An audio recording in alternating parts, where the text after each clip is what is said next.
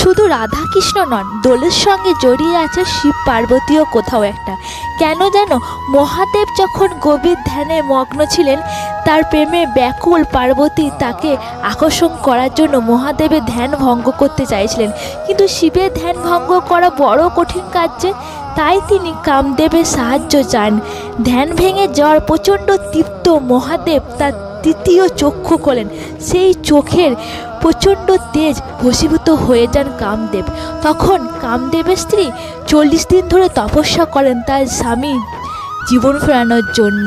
সেই তপস্যায় তুষ্ট হয়ে মহাদেব এই হোলির দিনই তার জীবন ফিরিয়ে দেন। চলো সবাই মিলে বলি রাধে রাধে।